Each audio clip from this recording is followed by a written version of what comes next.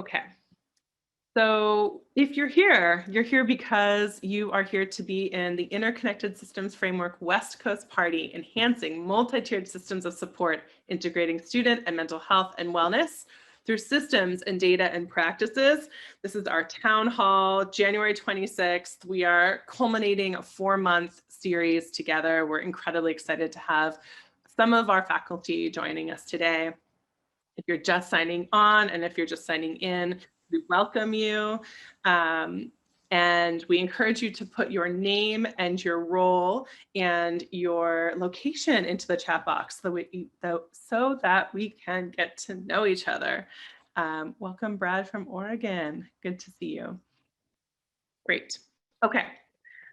So again, we are incredibly, I'm going to say excited. I am excited. I'm excited. We're incredibly excited to have this town hall. Personally, I've never actually been to a real town hall, but the title sounded like it's kind of what we wanted to do, which was to bring faculty from all of our sessions, module 1, 2, 3, and 4, together to discuss interconnected systems framework, systems, data, and practices together, and then to answer some questions. So that Q&A box is going to be really, really important for you, especially if you've had a question that's been lingering, if you had something that, you heard Kurt say last week that really resonated, or you heard Vivian say a couple months ago that you have some questions about, please put it in the Q&A. And if we're not responding to it, it doesn't mean we didn't see it. It means that we're holding them, we're harvesting them until the Q&A portion of today. Okay, welcome. I'm going to tell you a little bit about the MHTTC network in a second. We are funded by SAMHSA, the Substance Abuse Mental Health Administration. SAMHSA is the Substance Abuse and Mental Health Administration, and we are the Mental Health Technology Transfer Center Network.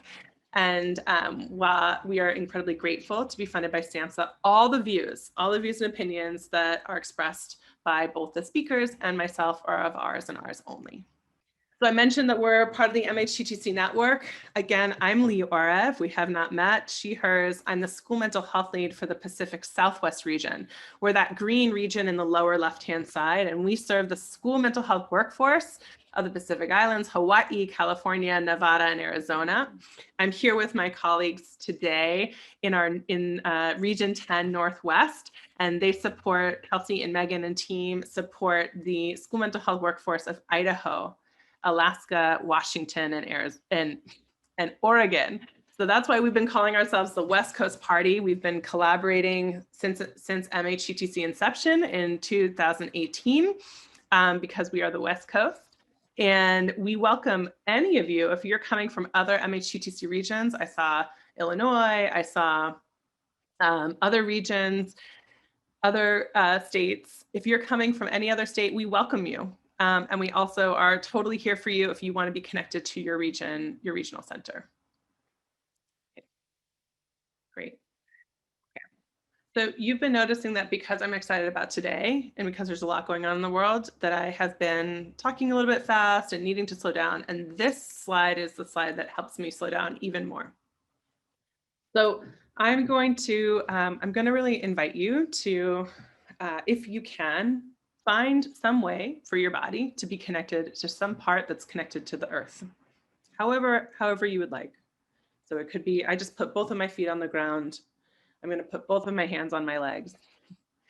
And I want to take this moment, and you've heard this if you've joined us before, that we are doing land acknowledgements, not out of performance, but out of dedication to broadening our awareness and our accountability to the land that some of us occupy and some of us come from and are a part of.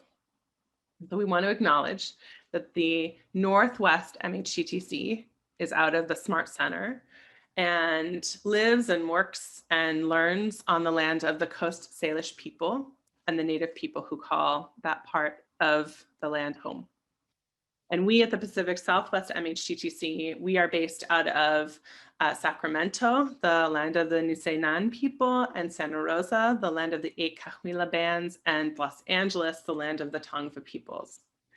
And I want to take a moment, if this is new to you, to in the chat box, to put something about the land that you live on right now that is giving you sustenance, something that's giving you a sense of keep going. It can be the food you're eating, it can be the water you're drinking.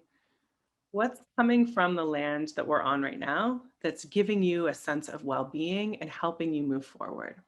And I invite all of the panelists to also put in warmth. Thank you. And please make sure that your drop down is to panelists and attendees so that folks can see you and learn from you. Warmth. Thank you. No, that'll be in our watershed, a space to walk and disconnect. The warmth of the sun and the earth we walk, water, community, the waterfalls of the Olau mountain range. Gordon, I hope I said that right. You can correct me if I didn't. Beauty and sustainability, picking up fresh veggies from a local CSA today. The ocean, never give up and roll with it. Let me tell you, if you've tried surfing, that is the lesson. The mountains surrounding us, border community. Trees and flowers, thank you. These are so lovely. Preserves to practice mindfulness. Yeah. So I'm going to take that metaphor of the ocean, and I'm here in Los Angeles, so I'm coming to you, and I know Vivian and Pamela are also down in Southern California. And the piece about surfing that's the metaphor for this body of work is that in order to ride the wave, you actually have to dive in it. You have to dive under it and in it in order to come up from it. And how many of us right now feel like we're either underwater or we're trying to come up or we're trying to ride. And the other piece about the analogy, by the way, I'm not a surfer, but I really did try for a period of time. The other analogy is that all of us in this ocean have to be mindful of each other and the space of each other in order to ride together, in order to ride in unison. And so today we get to talk about how to do that together. How do we both honor the land on which we walk, the people who we serve, and do it in a way that the systems and data and practices and all the acronyms that we use as school mental health professionals are tied to our core why, which is seeing and rehumanizing and witnessing people who are living in community and want to be in community with each other. So thank you for all of your contributions in the chat box. That was lovely. So this, as I said, this party is based on 3 dishes that we created with Susan Barrett and friends, 3 fact sheets on the Interconnected Systems Framework, which is the partnership, the blend, I was trying to make another surfing analogy, but it wasn't going to happen. Maybe someone can help me. The combination between school mental health services and multi-tiered systems of support. School mental health and multi-tiered systems of support. So how do we blend practices and structures in order to create whole community, whole child, whole educator experiences in the schools that we create and live and run? And there are 3 webinars that go along with it. And then of course this series. So check those out. Okay. Lovely. So you are here because this is the culmination of this whole series. I don't even remember who I was back in October on the 20th when we started out with Susan. So we just ended 4 modules. The first was, how do we bring interconnected systems framework to the virtual world? We learned from Susan, we learned from Steve on secondary traumatic stress. We then moved into interconnected systems framework and trauma-informed approaches. So we learned from Vivian, we learned from Pamela, and we also learned from Susan. We moved even deeper into interconnected systems framework in tiers 2 and 3, the tiers that are often need most of our work and most of our attention. I'll speak for myself personally. And we learned about virtual adaptations of CBITS and CSET and bounce back with Beth, remember that part? And also how to do that from assistance and team approach with Susan. And last, but actually not at all last, at the core and foundation of everything we do was centering equity in the conversation. And we did have to cancel Steve's second session, but we sent you a lot of resources. We're going to reprogram that. And then we have we had the ISF systems with Susan and Kurt. And we just finished our last session with Farzana on Thursday, racial violence and trauma in schools. So, Holly, I'm going to launch a poll right now, and I'm going to encourage you to just take a moment to let us know how many sessions out of this whole thing have you attended. If it's your first, put your first. If you did 1 to 3, you did 4 to 6, or if you did all of them. You know, there's no such thing really as an A+ student, but we'd give you like lots of Hershey's Kisses if we were in a training room together. And then, of course, we want to make sure which parts of the series did you go to. So some of you went to systems, some of you went to practices, and some of you went to both. So let's see where you landed.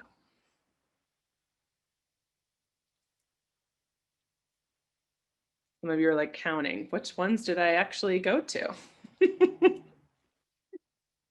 Okay. I'm going to wait for a couple more folks to vote.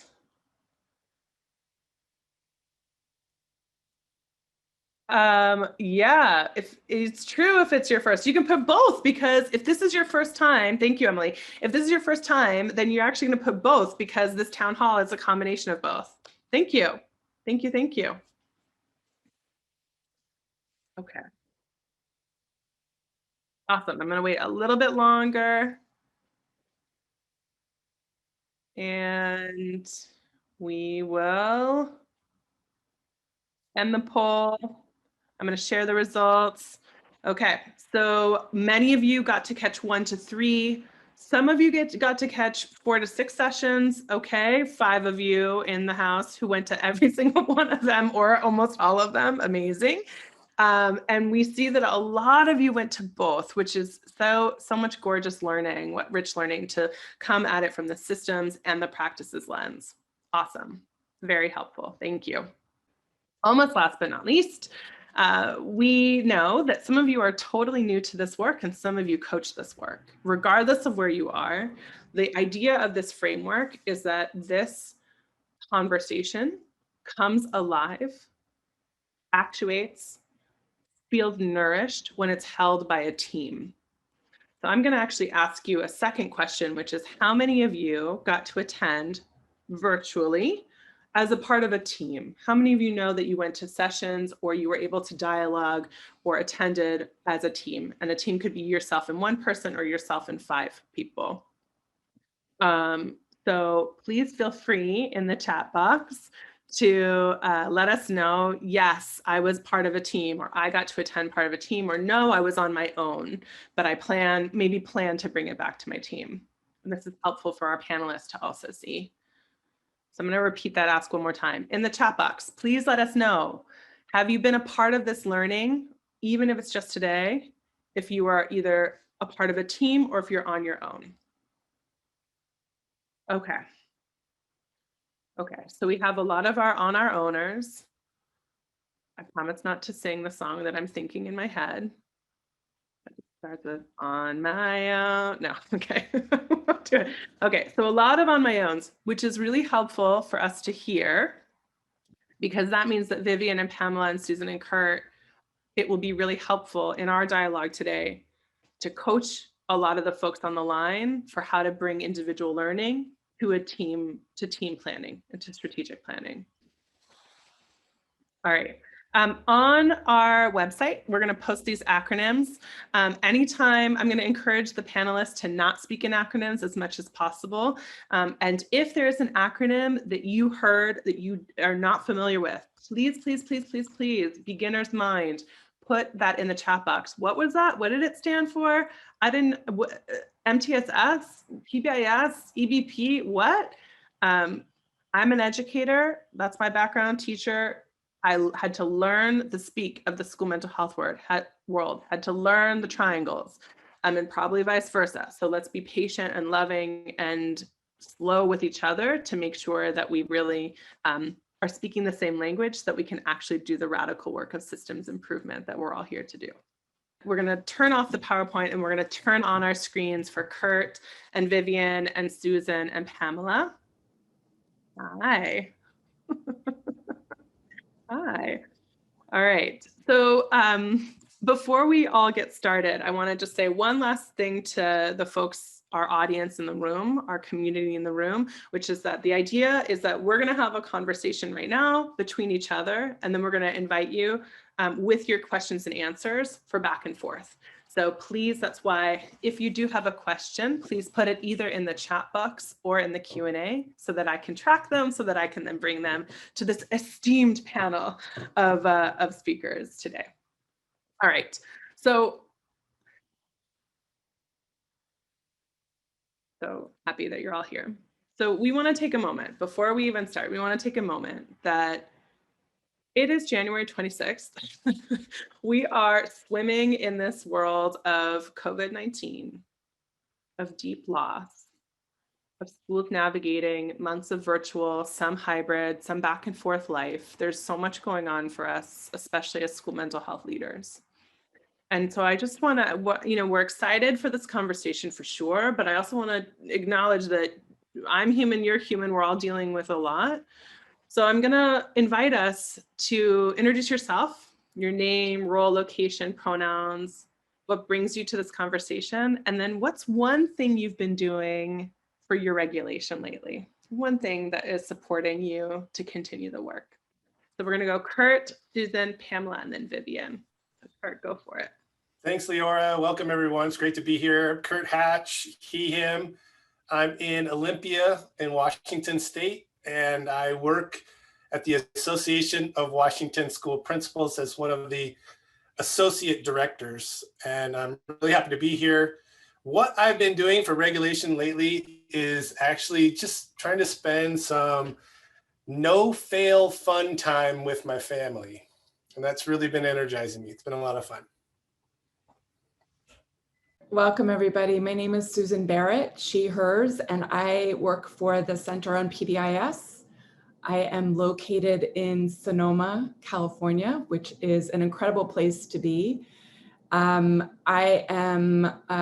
completely geek out on this notion of reorganizing and reimagining the system at large so we can build a better future for everyone in it.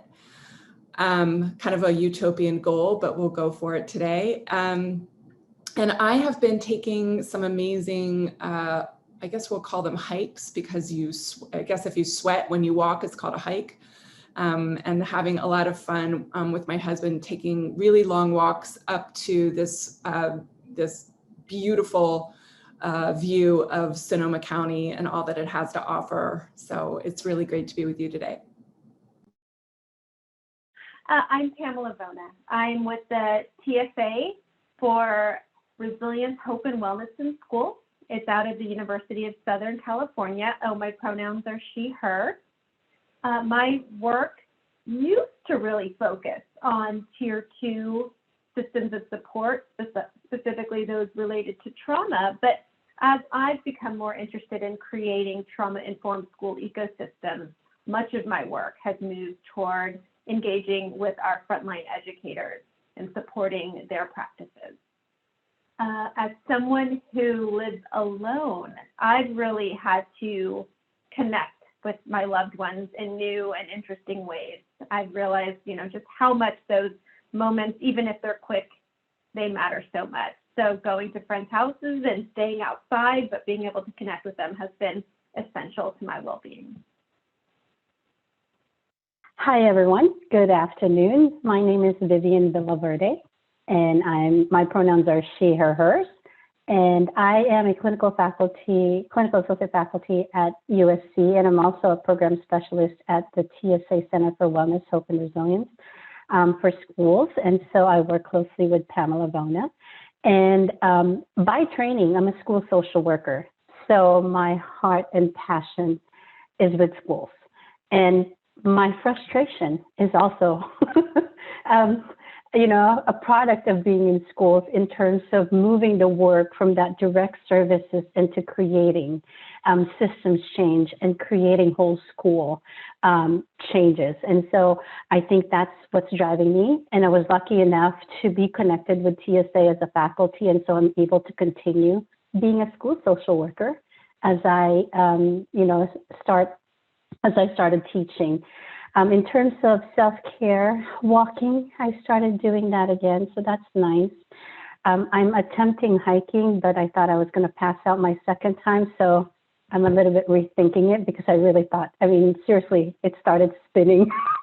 So I'm exploring different ways to kind of deal with being cooped up in front of our computers. So that's me in a nutshell. So welcome. Thank you. Thanks, Vivian. And for the folks on the line, Steve Hayden and Farzana Salim and Beth Cooney are all trainers, part of the Treatment Services and Adaptation Center that Pamela and Vivian work for. So out of the University of Southern California. So they're not able to be here with us today because they teach and are professors, but their conversations and their content is absolutely part of the conversation. Okay. Susan, you're going to get the first question, Susan. Susan, so your entire body of work and for the series focuses on systems. So design, interruption, and change, and especially to the way that we as school mental health leaders approach school mental health. So from the Susan Barrett perspective, what kind of leadership is necessary to bring interconnected systems framework to life? And why? Like, why another acronym? Why are we doing this? Why are we integrating this at all? Yeah, so apologize for the new acronym on the block. Interconnected Systems Framework was, or ISF, the short way to say it. We coined that term because it was really hard to say, you know, when you put mental health into PBIS and use the core features of PBIS, it was really hard to write that in a book. So we had to kind of coin this term where we were talking really about integrating and intertwining and embedding mental health into every aspect of what we do inside education. And so we coined that term. You never have to use it in your life again, but know that it's built on the research that we have learned about through the course of studying PBIS implementation across the country for about 20 years. So all of our randomized control trials in that work really demonstrated to us that when you implement that with fidelity, you actually are building a mental health initiative within the school, right? Because you're decreasing the use of exclusionary discipline practices, you're building a pro-social community, and you're doing it in a very deliberate and intentional way. But one of the things that we quickly realized is that schools will never be able to do this alone. We need our community partners. We need to do a much more intentional job of bringing our families and our youth voice and our community leaders into this space, and really investing in a common way of work that focuses again on the larger neighborhood or community values, and listening and learning and making sure everybody is a leader. So when you say leader, sometimes we think of principal, we think of these specific people, but I really see leadership as something that we have to give and have everybody, elevate everybody in this work. So it's a shared commitment.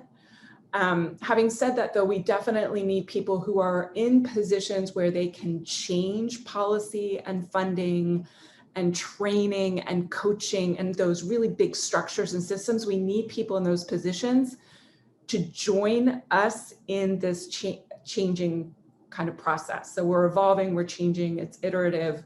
So we need to be adaptive in that change. We as adults need to be modeling that for everybody. And again, those people in leadership roles need to be modeling that for everybody. Our leadership also need to be really listening, right? Leaning in and listening and understanding people's lived experiences in the system. In our session, and Kurt, I'm going to tag you in a session in a second, but in our session that we did on ISF and equity, I think one of the things that we were calling upon people to consider and ask of ourselves is, have we set up systems that are healing and are intentionally designed to heal the hurt? Or have we inadvertently set up systems that are actually harming our youth, our kids, our families, and our staff? And so having this time, I feel like we're in a crossroads, right? COVID era and all of the multiple crises we find ourselves in has provided a crossroads. And so we're going to argue, I think all of us on this panel are going to argue that this is the time to get innovative.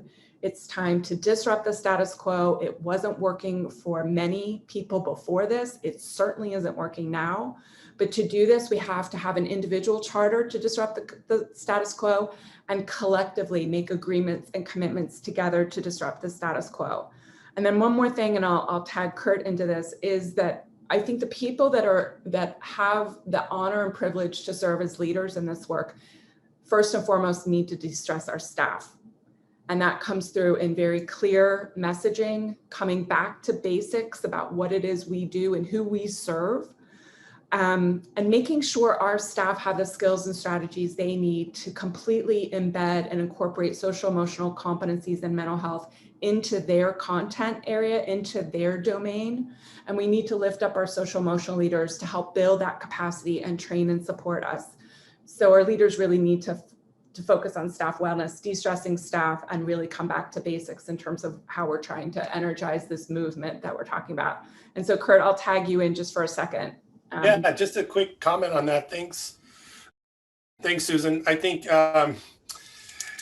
were talking about the systems that haven't been working for folks for a while, and there's just certain groups of folks that they've been working worse for that we can name it. I think just, being honest about naming those systems and what they're doing, and anybody that's in a mental health field, it's much more expertise on this, but my understanding is you name it and so you can heal it.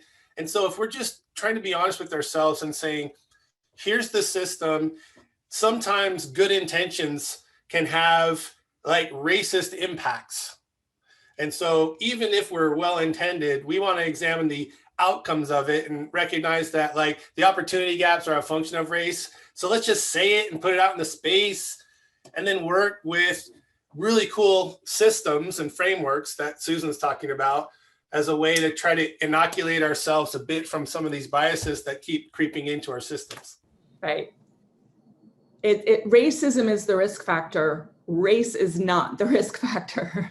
Racism is. And so I think, again, that the data that we're able to capture right now and being able to disaggregate it across subgroups is really important for us to be able to constantly measure and have clear focus on, are we doing this in an equitable way? And if we're not, no more standing by and watching it just happen year after year, but doing something about it now. So in the conversation around systems leadership, what we're hearing from both of you firmly, sharply, sternly, spicily, is that leadership happens with a capital L, lowercase l. It happens across, it's vertical and horizontal. And that also that the language that we use impacts the policies and practices that we employ.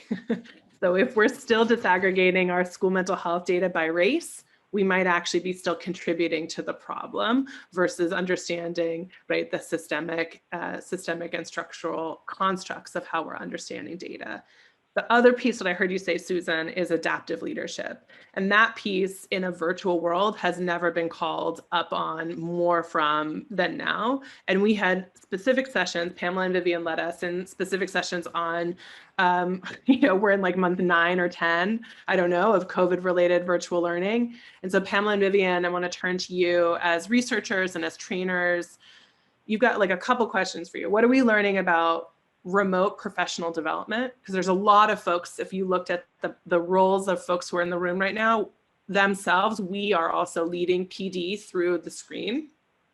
So what are we learning about remote professional development and school mental health, and also about trauma-informed virtual relationships? Like, how do we do this work in a screen using that adaptive leadership lens that Susan and Kurt just talked about?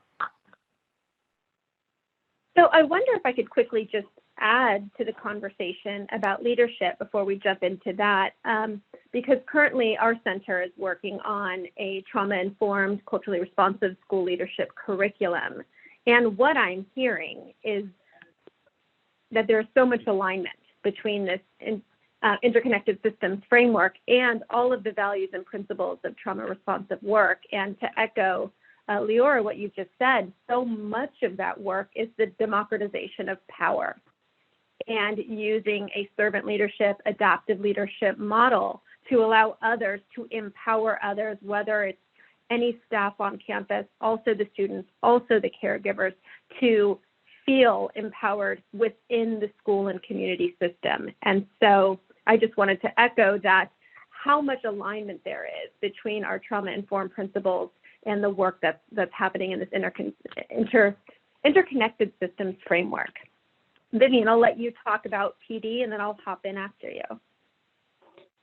So in terms of the professional development, I think that in terms of formal research, that is a lot slower to come. There are, active grants that are out there right now. I have to say that there's been an influx of requests for proposal in terms of monitoring professional development and monitoring the needs of our teachers, educators, and staff as well, in terms of how they're dealing with the remote challenges and the burdens of being at home and doing all kinds of things, and how we could support them and how we could support their well-being as well. So in terms of those formal, I think within the next, I think everybody believes it, but this kinds of data are a lot slower. It takes a long time to kind of gather all this kinds of evidence and data, and to actually also reaffirm some of the findings that they have. But there are a lot of anecdotal sort of information and articles and releases that is being provided. So one of the things in terms of professional development for our teachers, our educators, as well as some of our counselors, is looking at scaffolding it, and looking at what are the, how prepared are they for the crisis. And I think this is very much aligned with the multi-system tier of support, as well as MTSS, and understanding what are our priorities, where are the more, what are the needs. And because this is disruptive times and times of crisis, and it's such a prolonged crisis, that a lot of the needs that are emerging are those that are more in the crisis response.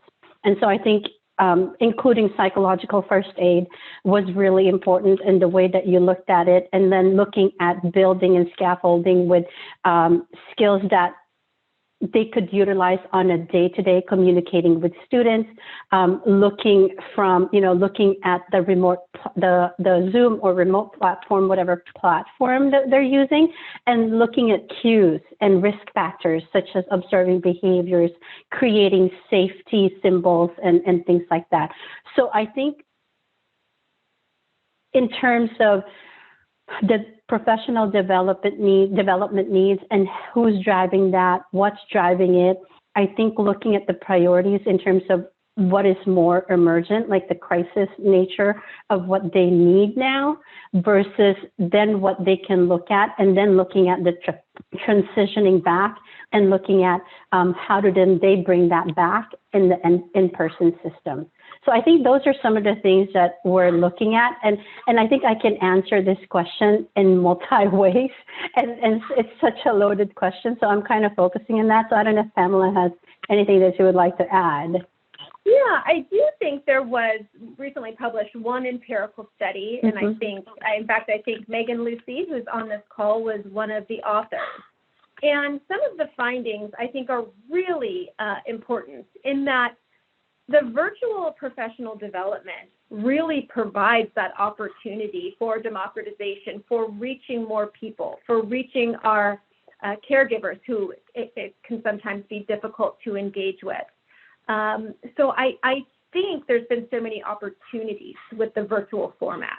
I also think, and this is more anecdotal, working with school administrators, is previously we would have a full day professional development series where our educators would go into back-to-back sessions. And we know that's not ideal for uptake and for transfer of knowledge. And so many of the administrators that I'm talking with are thinking about, even when we go back to in-person, weaving in and using the virtual training so as to have maybe more frequent but shorter opportunities for training, move into a more coaching approach, which we know drives transformation of practice. So I think that's been a really positive innovation that's come from the needs that we've had to adapt to. I really appreciate that. I think that, and Kurt, I'm coming to you next, that For all of us, the learning has been, if we're talking about trauma-informed practices and systems approach, systems leadership with our young people, then we need to and are ethically and morally responsible to do the same for the adults that we work with. And so the question is the practice has always been, how do we experience trauma-informed pedagogy? How do we experience trauma-informed spaces where the first 15, 20 minutes is grounding, is regulation, is connection, even though it's through a screen? And we are learning even more and more about that. I'm sure all of you in the chat box can share experiences of when a virtual space has been really dysregulating or a virtual space has been really regulating, just like in the in-persons. And so I want to go to Kurt, as a principal, as an advocate, as a incredible leader in your community and beyond. Steve Hayden spoke on our second session about secondary traumatic stress and STAT. And I want to just bring it to you to talk about what can folks do to support educators and school mental health leaders' mental health in a different way right now. What do we need to start doing? What do we need to stop doing? Yeah, thanks for that, Leora. One of the things that we're trying to do at the organization that I'm with, and a lot of what we do is to support, provide mentoring and professional learning for school leaders, as well as some policy and governance work that we try to incorporate principal voice into. But again, it's acknowledging that this is really real. This is really intense work and it's fast paced. And certainly right now, one of the hard parts for school leaders is that they're used to being able to have some pretty concrete answers to certain questions, or certain questions are familiar or kind of repeat questions that come right about this time during a school year, or right about this time during a school year. But so many of the problems that we're trying to solve right now, it's a lot of conjecture, guesswork, best guesses. And that's a difficult space for anybody to live in just because it brings such uncertainty. And so we just try to help people slow down, make sure that they are feeling heard within their system, help them with strategies to elevate their voice. And in doing so, we found that one of the most helpful things to do is to elevate students' voices, because they will express what everybody else is feeling in very real ways. And then we could just follow that up with, hey, the kids are telling us to do this. So then the next question is, so how can we not? So if it's slow down, shift the systems, give ourselves permission to prioritize belongingness for the adults and the students. So then what does that look and sound like? Usually it means slowing down even more. And that's hard when all of these questions are being fired at us. But so deep breathing, recognizing that, okay, for example, in the state of Washington, and we put out a survey about, I think 6 months ago, and 59% of the respondents, and it was a pretty good number, about 700 principals and assistant principals, 59% said they were seriously considering leaving the profession. So people are just stressed. And so just acknowledging it is so important in humanizing our work.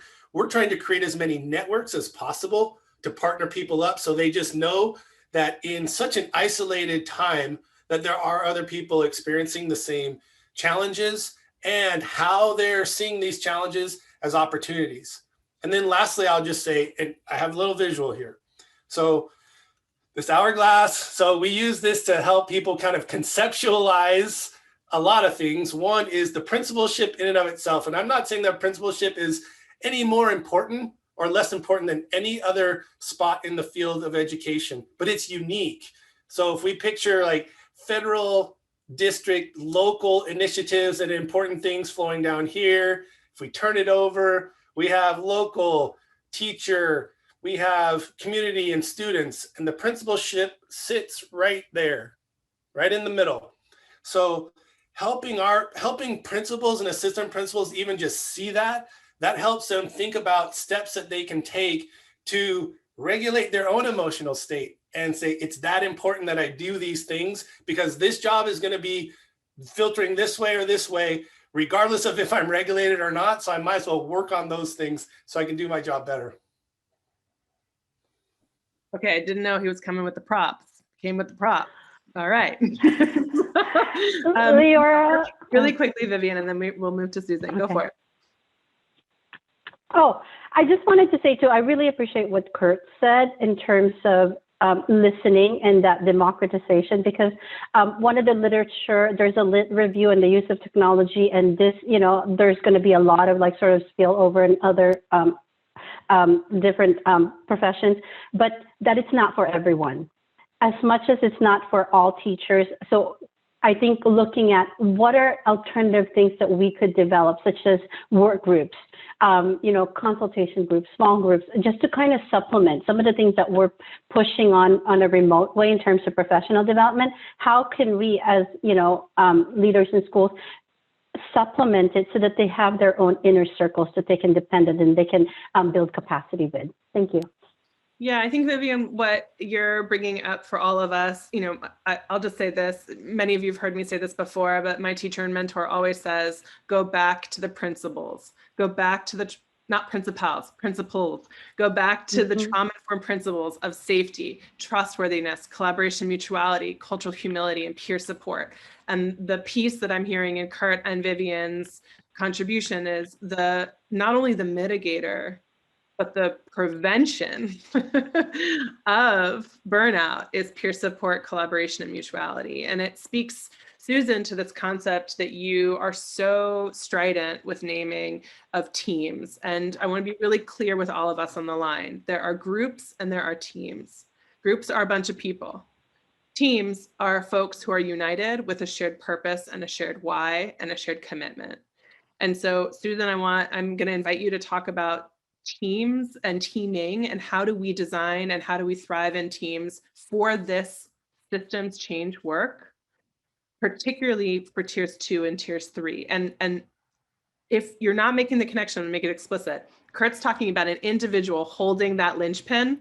That principal then supports, or co-principals support teams to actuate the work so that you can all hold it together. Yeah, thank you. And Kurt, I'm a recovering middle school principal, so it was, you know, I've had this wonderful experience of being classroom teacher, school counselor, resource teacher, school, right? I've done a lot of things across the board with my career, and the loneliest time was when I was a principal, right? And so right now, I really want to lift up what you said and elevate this need that our leaders need help too. And we talk about staff wellness, but I think we need to be more explicit about calling out that our leaders need wellness too, and they need to be supported right now, because it's so hard right now to be innovative when you feel like you can't do anything right, and you're getting this push and pull from the community, from the families, from the staff. It's coming everywhere. And so I just want to lift up the fact that we need to do something deliberate and intentional to feed and nurture and support our administrators in this work. So let me call that out. And then also say that I think as a result of a leader that's successful is one that, again, allows everyone to feel empowered to own the leadership role that they carry forward in the transformation effort, right? We're all talking the same thing.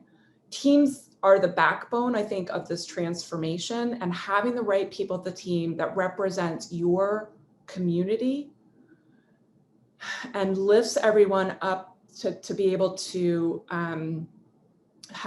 feel like they are contributing, to feel like their voice is heard, to feel like they can be empowered to say, I think that's wrong, let's do it this way, or challenging one another in that space, to your point, is part of a well-functioning and organized team. We talk in ISF about efficiency and effectiveness and making this iterative. And so I want to call our attention to the fact that we sit in a lot of meetings, and we are overwhelmed with the time that we spend in those meetings. And too often we're spending that time bumping into egos, bumping into the scarcity mindset, bumping into show and tell. And so how do you move away from having a team that meets, that's collaborative, right? We like each other, we enjoy meeting, but it's really just a meet and greet and a show and tell. How do we get to action? How do we move that? And so what we've done in our latest monograph through the Interconnected System Framework is really call our attention to and script the moves of having teams become functioning teams that represent the larger stakeholder, that we invest in a single set of teams, that when an initiative or when a data point that we're really concerned about, for example, trauma comes into play, that we don't create a separate trauma team, that we embed it and incorporate it into an existing team that's leading the work in designing a positive environment and a positive ecosystem. And we put those experts on the team, right, to completely embed it. So we want to invest in a single set of teams that result in an expanded continuum of supports. And it's a unified system, right? So it's not this siloed, co-located model. It's making sure we can flex out and pull those technical experts across the tiers of support, starting with prevention, starting with having them serve as in a consultant role, as helping us determine what's needed for all, which might mean that we're strengthening and spending a lot of time fortifying our tier 1 and pulling in things that used to be something that we did for targeted supports, that we're pulling that down into tier 1, because it could be that right now 30 to 40 to 50% of our children, based on a screener, could be suffering from trauma, could be suffering anxiety, depression. They've got elevated risk, and we're not going to be able to hire our way out of it. We're not going to be able to individualize our way out of it. We've got to look to see what do we do at tier 1 that will help meet the vast majority of emotional needs right now, which means that the team needs to market mental health differently than we have ever done before. It's not just meeting somebody in a clinical space. It's about that positive greeting. It's about,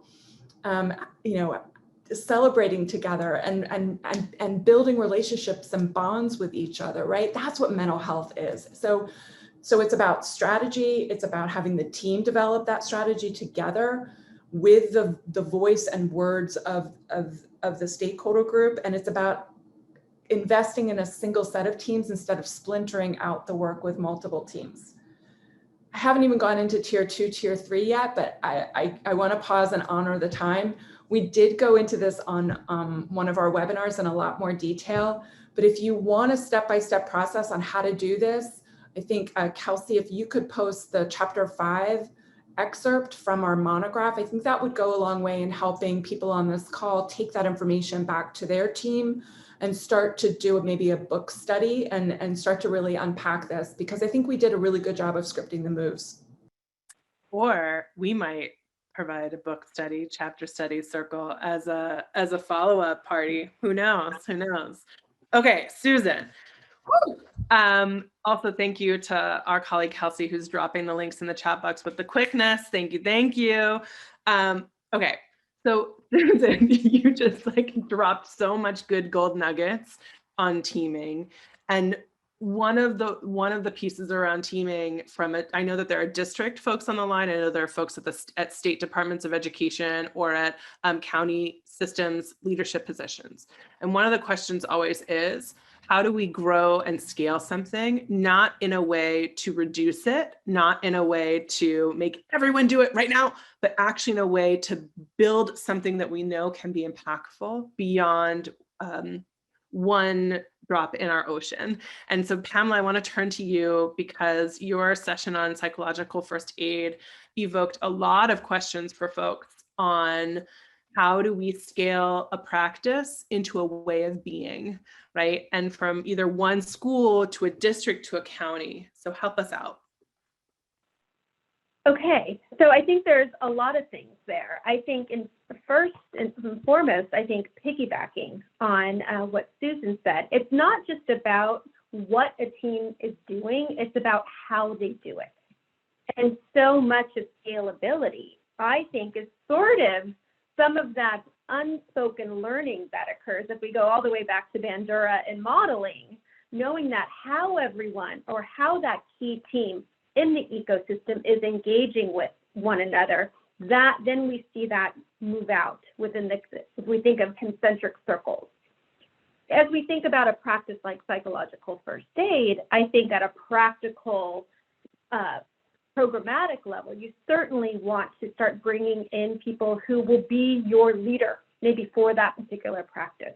So, wanting to integrate that within your school, within your district, having someone who takes ownership of it. So obviously a train-the-trainer approach, not necessarily needing to call upon outside experts.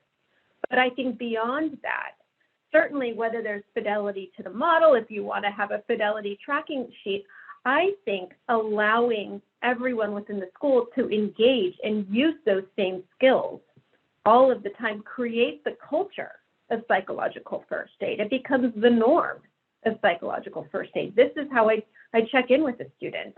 So I think it's both the practical, procedural stuff, getting the right people on board to lead the initiative, and then using what Albert Bandura taught us about social modeling and let that do the rest. Thanks, Pamela. Does anyone have, what else? I know, Susan, you do a lot of systems coaching. Kurt, you also from your Eagle Eye, are there any case studies or real life examples that we can share of this work, this interconnected systems framework, systems, practices, and data in the real life that make you feel like, yep, this is where the work needs to go? So I can jump in, Kurt. So I was just posting that, to Pamela's point, we throw a lot of professional development out and we throw a lot of new content. And so really it's about having the team have time to distill that new content and figure out how to fit and apply that in the context and the culture and make it realistic and feasible. And I don't think we realize or recognize how hard it is to change adult behavior and how much support is really required. And so oftentimes we kind of think that, oh, we did that training, click it, check it off the box. And then we quickly go to the outcomes and see what the outcomes are like without looking at the middle section, which is holding ourselves accountable for fidelity of implementation. So to what extent are we actually providing adequate types of coaching to make sure that what we're delivering is actually evidence-based and that we're doing it well and it matches the culture, context, and developmental age of our students that we're in front of, and that students actually benefit from it. So that kind of that team-based problems, data-informed problem-solving logic of being able to select the right thing at the right time to make sure that staff have adequate training to figure out how to apply that new knowledge in their role that they're serving in the school.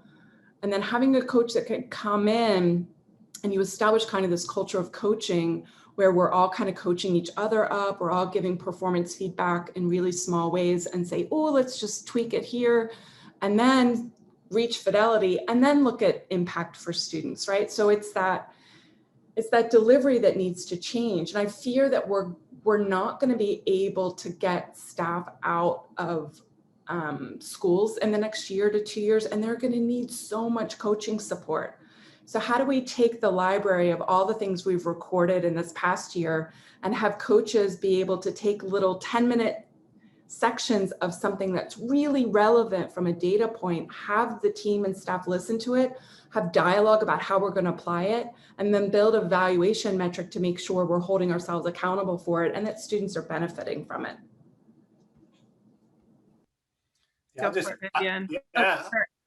Sorry, I'll just add, just to put emphasis on the word coaching that Susan is talking about and how critical that is for systems to have coaches, whether they're instructional coaches for teachers or improvement coaches for leaders, because so much of what ISF is a guideline, and also PBIS resources that have the tiered fidelity inventory. And it's really so much about the science of improvement and implementation that coaches can help with so much. And one example that I use is, we're talking about maybe traditional PD that people might attend and they might get their binder, then they might bring their binder back and the binder goes somewhere and they have these great intentions to implement the binder and whatever's in it.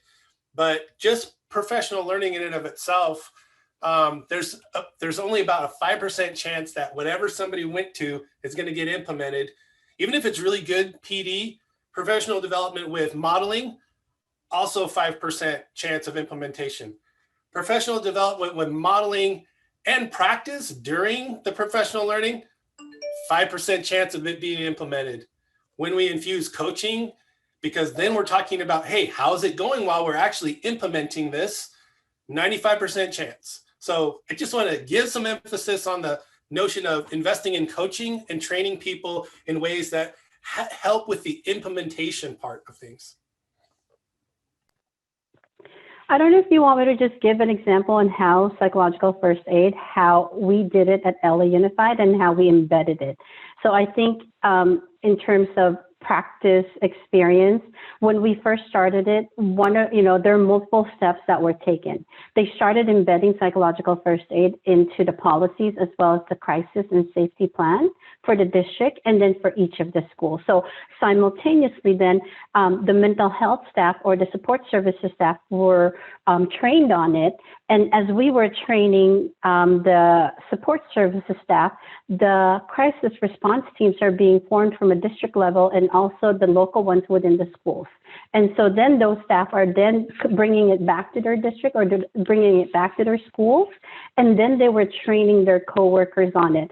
So then this was happening year after year. And so it was embedded in whatever infrastructure that they had, that they have for their crisis responses, and then embedded as well as in their yearly training and review of school protocols and things like that. And this happened, I think I was there for about 10 years and every year we did not let up. We were doing it yearly, so then it becomes something that's expected and it's just built into the multi-layer infrastructure of the school, from policy protocol as well as practice and review of the practice yearly. So that's my experience of how we were able to really embed it. Thanks, Vivian. And for the non-acronymed folks in the house, LA Unified is the Los Angeles Unified School District, which is actually the size of many states in the country. Thank you, Vivian. Okay. Leora, can I just jump in real quick? I have a really good practical example just to build on what Vivian was talking about. Fauquier County, Virginia incorporated first aid training into their professional development academies, and they took it a step further, which I thought was brilliant. Once you went through that training, in order to really kind of have a marketing campaign, you got to wear a purple lanyard around your neck. And so that way it was very visible to everybody that you are now committing to be a first aider.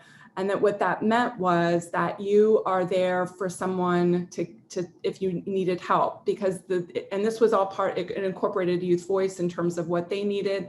But I just thought it was a brilliant way of saying, yes, I got trained. Yes, I'm here for you. It was really explicit. And they got additional coaching. And they got really clear boundaries on what their role was in terms of, I'm a first aider, but I only, there are parameters on what I can do because I'm not actually a trained clinician. And so I thought Fauquier County in Virginia just did this tremendous job of elevating it and making it part of the entire system and making sure that everybody knew that there was somebody in the school that was looking out for them. And they were going to grow to make sure every staff member in the system would carry around one of these lanyards. So everybody was committed to being a mental health ambassador. Susan, I also feel like that example would allow someone who is trained in psychological first aid to have boundaries about when they want to wear the lanyard for signaling and when they also want to take it off for not being able to be of capacity and of service. So it's a both and, right? Being signaling and signaling. Okay, we are officially at our Q&A portion, colleagues. So for participants in the room, I've got 3 questions that are queued up already. One about communications, one about equity, and one about screening in a virtual world. I want to take a moment because we have now been at around 45 minutes of really rich discussion. Just want to take a quiet moment and invite the 65 folks in the room in the chat box, panelists and attendees, to put one thing that you heard that you want to remember, that you want to hold with you, or that felt very affirming.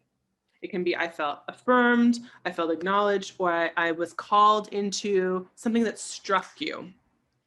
So it's usually the thing that someone says where you go, oof, or So we're gonna be quiet. I'm gonna invite panelists to do the same. Please make sure that your drop down is to panelists and attendees.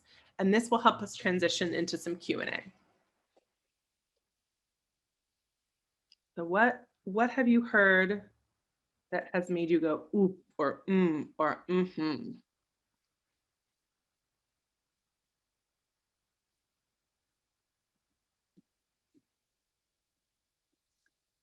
Okay, compassion to our leaders, wanting to elevate student voices, confirming that coaching is impactful.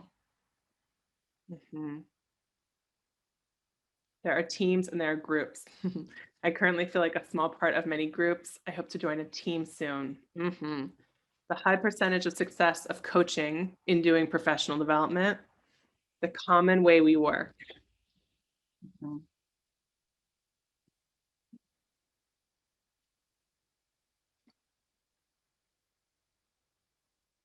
Racism is the problem, not race. The same would go for classism is the problem, not class. Heteronormativity and sex and homophobia, transphobia is the problem, not sexuality. Yeah, great. Get a couple more. Pause moment. The time to roll your shoulders too. I'm going to watch you, Kurt and Pamela and Susan. There you go. Okay. The visual of the role of the principal was perfect, Kurt. Yeah, you are now going to be known as whatever that thing is called. Okay. Let's go back to the basics during these times. Yeah. Okay, so speaking of what Sonia just put in, back to the basics, we're going to move to some questions. And there are two basics to our work. One is communication and one is equity. So I want to go to Kurt and Susan first, maybe a little shorter, around communication. So we are in a crisis, and we're in many crises, and oftentimes the way in which we communicate now in the words, in the words, in the not words, right? Oftentimes not communicating is communicating itself, can sometimes exacerbate harm. And so knowing that partnerships are inherent to interconnected system frameworks to thrive, to school mental health to thrive. Talk to us about the language that you're finding useful, tools that you're finding useful, and ways to build partnerships in these times. Susan, you want to go first? Yeah, I'll go first. Thanks, Kurt. So I'll be really brief, right? I think our bandwidth right now for everybody that's living on Earth is very limited. And so I think making things really short, concise, scripting the moves is really important. I think that in this virtual landscape we find ourselves in, I've been really amazed at the bonds that have taken place in virtual communities. People that have never met face-to-face are bonding if we give them the space to come together and lean in and listen and be seen and be heard. I also think that there's this communication feedback loop that we have to really be holding close to us. I know that we've got some really best intentions right now around changing policy, changing practice, but I think we need to practice and policy need to go hand in hand, and those feedback loops need to go both ways. I think sometimes we put in policies that are harmful, and we need to know that right away, and we need to fix it right away. So I think there's a lot of really amazing things happening right now. There's so much innovation. There's so much happening right in virtual technology. It's about keeping this pace when we go back face to face, when the world finally opens up, and keeping the communication lines open the way we've been doing now, and making sure that we're leaning in and constantly listening and having that feedback loop that's informing how we evolve and change. And I'll switch it over to Kurt. Yeah, just to continue what you were saying about listening being really important, thinking of communication as a way of doing it as frequently as possible, and just reaching out to people and trying to be as human as possible. That's kind of what we're emphasizing at the organization that I live with or work with, and that I think gives people permission to do the same thing, because there's so many technical problems to be solved. They'll get solved. We're putting a lot of time and energy into that, and so I'm going to share a couple of quotes that this made me think of. We've been talking a lot about leadership. And so I'll just hit return on the chat. And the first one that really resonates with me is that leadership is synonymous with becoming yourself. It's precisely that simple. It's also that difficult. So I think for us, that means leadership is an act of just iterating continually our true selves and trying to be as integrated as possible so we can lead then authentically who we are, which leads me to the next quote. And there's actually an article about this. I think it's fantastic. That just setting ourselves right now, especially in these trying times, that leadership is actually an act of love, and so is listening. And so if we just center ourselves and ground ourselves in that we're trying to do heartfelt, loving work. And then lastly, this just came to me a little bit ago. It was based on a Dan Habib presentation that I listened to today, and it was fantastic. And he just did a small documentary on a principal. It could be any school leader, any leader who was suffering from ALS. And so towards the end of the documentary, it was just, what are the lessons that this person has learned, the person that was afflicted by ALS, as he was kind of sunsetting in his life. And so his message to kids was just, don't hesitate to tell people that you love them. And so to me, that just kind of captures that quote of leadership is an act of love, and just doing that verbally while we're listening is just really important right now. Thank you. So speaking of an act of love, this is the least smooth transition of my moderator professional career. Speaking of an act of love, I want to turn it to Vivian and Pamela and Susan to take a couple minutes for us to talk about how do we screen and create cultures of screening that is based out of love and not based out of tracking, punitive, shaming, or control. Did you like that transition, everyone? I felt like that was really smooth. Thank you.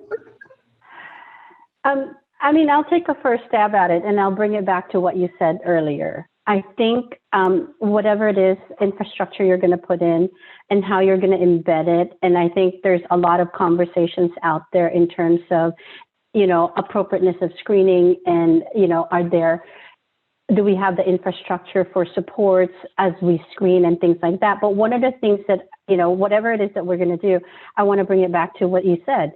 Bring it, apply the principles of being a trauma-informed system. As you're looking at building your infrastructure, as you're looking at building your network of supports, the social networks where you're going to actually link them to, whether it's in-house or outside of your school system, are you using the lens of safety, trust and transparency, peer support, collaboration and mutuality, empowerment, voice and choice. And in terms of the sixth one, the cultural humility, is it culturally responsive? So it's not just being, engaging in humility, but really engaging in cultural responsiveness as you develop this, as you look at what infrastructure and what system protocols are you going to put in place. And so I'll just leave it at that, because I think that's the key part, is that using those 6 principles as a lens as you engage in the work. Our colleague Beth Cooney was able to provide some screening recommendations as it relates to Tier 2 interventions, specifically around our trauma-focused interventions. I think another important aspect is really weaving in the caregiver to support the screening process. Calling, engaging in consent, and really, when possible, weaving them into that screening process. The other thing I think is that we need to screen from a strengths-based lens. So as much as many of our screeners, especially those that are trauma-focused, we're talking about adverse childhood experiences, we need to also be talking about those positive childhood experiences. We need to be talking about strengths of students, because those are the buffers. Those are how a student is going to feel empowered. And so I think we need to have a very, we need to balance that out more, rather than having screeners that just focus on adversity. Anything to add, Susan, before we transition? Yeah, I just think focusing, again, in my utopian world, we would have universal mental health and social emotional screeners, just like we have vision screening and hearing screening, and it wouldn't have the stigma that we have with mental health. So that's my utopian world. Having said that, though, it's so important, again, for us to have an adjustment period so that there's this time to learn about one another, to learn about our stories, our strengths that we bring, and to be really clear about what a screener is and what it is not. And so there's always this misrule that a screener is a diagnostic assessment and we're going to label kids, and that's not at all what it is. And so how do we use that information along with other information to actively uncover what the strengths our youth and children bring to the table and what their needs are? And then being able to customize the fit based on that profile, that health profile, if you will, right? And making it, having the people that we are providing that programming for be part and participating in how we find out about them. So the I'm Determined website in Virginia has amazing resources for being able to uncover all the story of our children and our youth, the story of their strengths and their preferences. And so I think if we can focus on an adjustment period where we take time to do that, we're going to get so much better idea of what we need to do to increase the likelihood that they're successful, because we should never let kids fail before we respond. We should be actively pursuing and uncover what their strengths and needs are and program around them from the very beginning. Okay, y'all, she said we should never let kids fail before we respond. So let's just hold that for a second, because we are going to circle that back to what we started with wellness for our staff. And we can never let our staff be burned out, leaving toxic before we respond, right? Same as. Okay, last piece here. And again, not last because last, but last because center, and sometimes hardest to hold. I want to bring up the conversation about this work and equity, not equity as in being misunderstood as equality, but equity as our commitment to really interrupting and redistributing power and understanding need as it is framed in historic harm that school mental health and education systems have contributed to and fostered over time. And so we're going to do a kind of Brene Brown a la-esque lightning round. Okay, I'm not saying I'm Brene Brown. I'm just saying we're going to do a Brene Brown situation where I'm going to ask you we're going to do a go around. When you think about ISF and equity, what do you want to start? What do you want to start? What do you want to keep going? And what do you want to never hear again? So it could sound like this. I'm Leora, ISF and equity. I never want to see rewards being used as a form of, as a way for a student to get their needs being met, because that's control over, power over, and not power with, right? I never want to see students being labeled as red, yellow, or green. So that's a sample. Who wants to go first? All right, Vivian, go for it. I think one of my biggest one is I don't want to see a kid being suspended again. I think that is definitely one thing that we're schools, we're here to teach. We're not here to exclude students.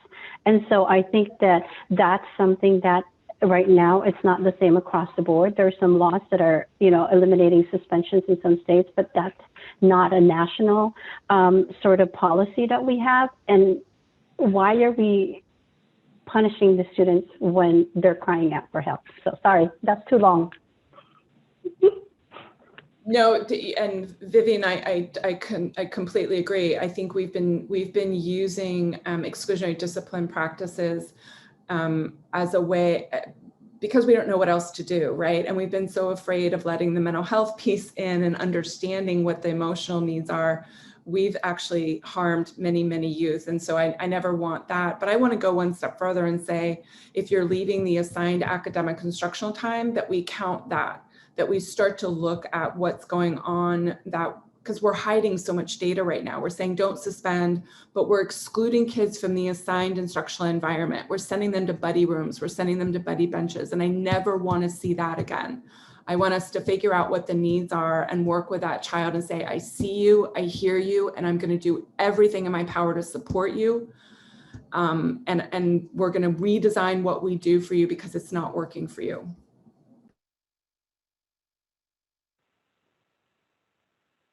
I would like to see cultural responsiveness move beyond tell us about holidays and food associated with your culture, and really dig in to the resilience of cultures, those opportunities to foster a collective agency within a culture.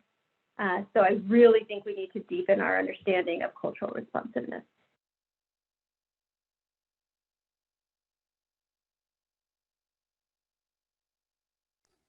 Okay, I'll add one thing to what Pamela was saying. I would like for the field to start using the term racial literacy rather than multicultural education, rather than equity, even rather than cultural competency, even though there's great books written about that, because all that language just circles around the topic of racism and never really hits it.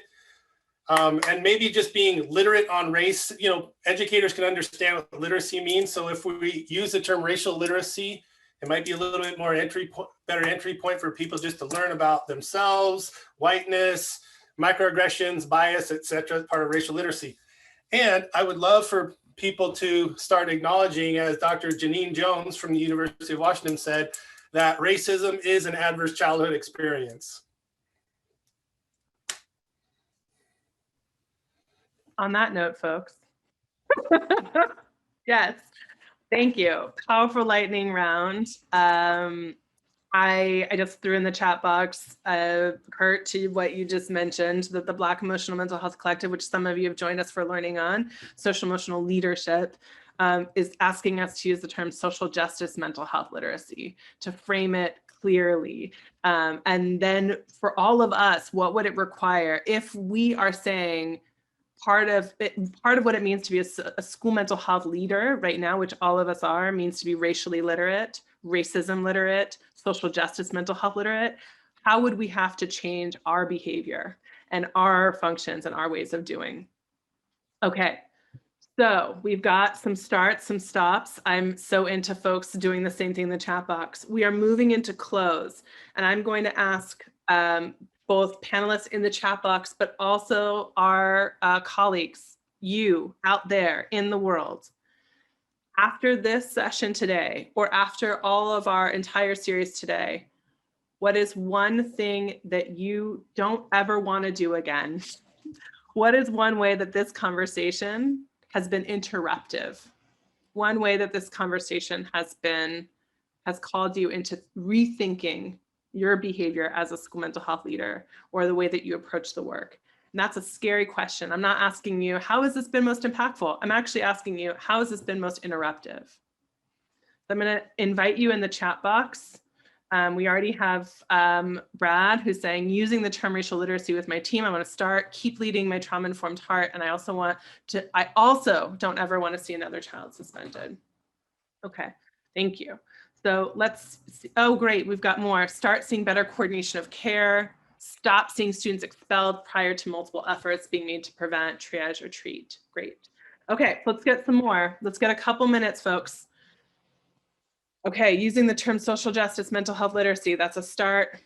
What are you going to do after this conversation today, or after you're learning with the series? What are you going to interrupt? This is the call to action piece.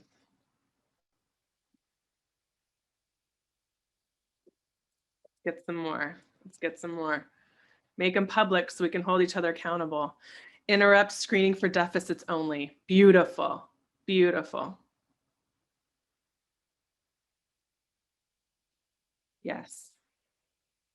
I never want to do another train and brain. I never want to do that either, Pamela. So let's never do that again. Maybe 2021 is the year of no more webinars. What would that look like? Okay. Let's get a couple more, and then we're going to move into closing. So I'm going to cue Kelsey to bring up the PowerPoint. Speaking of doing no more webinars. Let's get a couple more. What are y'all going to stop doing? And so we've got someone who's saying, yes, racial literacy, love it, and dedication to coaching more. Great. Okay. So I'm going to make sure that I'm working from a trauma-informed approach and speak that to our leaders, right? Which also can be speaking that to ourselves. I know for myself as leader, I always have to remind myself, go back to the principles. Anyone who works with me can tell you all the times that I have not worked from the principles.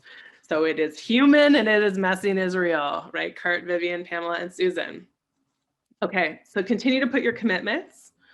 I want to say thank you to Kurt and Vivian and Pamela and Susan, to Kelsey and Megan, to our entire team. It has been an incredibly rich 4 months of learning.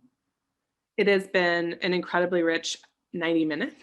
I don't think I've ever done this much. My earrings have really done a lot of wobbling with the head nodding. I invite you, if you are out there in the world, to join me in thanking the panelists. I am going to walk us through some closing pieces. Vivian, Pamela, Susan, Kurt, feel free to hang out on the videos or go off on video, whatever feels most comfortable, but we're going to bring you back for another. Please be reading the thank yous is what I want to say, so you can get some coups. Okay, so friends, it seems like we are going to be called, Kelsey, I'm cueing you, that we're called into thinking about how to create programming to move individual learning into team leadership. So our invitation is for you to take a moment after the session to think about what resonated, what needs more inquiry, and how we can further support you. You have the volume 2 link in this chat box. It's up on the website as well. We welcome you to check out the Treatment Services and Adaptation Center that Vivian and Pamela and Dr. Marlene Wong and Beth Cooney and Farsana Salim and Dr. Steve Hayden all lead and support and contribute. We also, Megan will put in the link, but if you were one of the folks who didn't get to go to all 9 of our events, they're all recorded and all the decks are up on the website. So there is massive rich learning, and we can take a cue from Susan and Pamela and Vivian and Kurt, who were saying, find the 10-minute sound bites. So maybe you watch them and you find which parts would most resonate to make meaning of with your team. All right. Megan, I'm going to ask you to put this link in the chat box too. So if any of you are like, ooh, I am ready on the MHTTC learning train, let's do it. You may know, and you may have remembered, that we have worked with the National Center for School Mental Health with Dr. Sharon Hoover and team, and we created a national school mental health curriculum called Always, and we're creating a learning series on that curriculum called Always and Now. So based on the quality indicators of school mental health, what should we always be doing and what should we especially be doing in the time of COVID and virtual learning? Starting, it's super tiny font, you can't really see it, but if you click on the link that Megan put in, there's an 8-part series starting in February. There will be videos sent to you before on each of the modules, and then there will be main sessions with practitioners from across the country talking about teaming, tier 1, tier 2, 3, evaluation, partnerships, and then each MHTTC region will be hosting their after party, a breakout session. So I'll be hosting mine, Kelsey, Megan will be hosting theirs. Wherever you are in your region, you'll have your own to connect with your peers. Super rich learning opportunity. Check it out. Megan just put it in the chat box and we'll send it to you in the follow-up. And we really, really encourage you, really encourage you to attend as a team. Really encourage you. If you have any questions at all, this is our contact information. That's the Pacific Southwest. That's me, Leora, and my team, Livia, Oriana, Angela, you've met maybe, Yasmina's coming on next week, and we'll move into Northwest. Kelsey and Megan and her team at Northwest MHTTC, please let us know how you're feeling, what you need more of. I absolutely encourage you either in this chat box or email us and let us know, what would you like now? What kind of learning would you like now? After this whole 4 months, after last year's webinars and then discussion hours with practitioners, we've done a ton of different pedagogy with this content. So what would be most helpful now? So feel free to put it in the chat box or let us know. You could email Megan. Megan just put it in the chat box. And I just want to do a massive thank you to all of you for your incredible, gorgeous, thoughtful teaching over the last 4 months to this entire virtual community. We're really grateful. Thank you. All right. We're gonna welcome you to transition to whatever you have going on in your life at 4:30 or whatever time it is where you are. I'm gonna invite Kurt and Pamela, Vivian, and Susan to stay on because we're gonna do a little debrief. If you do have a specific burning thing that you need to say to us, feel free to stay on or private message me. But on that end, have a beautiful, powerful, dedicated, resourced afternoon, evening, morning, wherever you are. We see you, we love you. We really do. Like, honestly, we really do. And know that you have the resources, both from the land and from the people that you care about, to get you through this moment. We're gonna ride the wave together. All right, everyone. Thank you.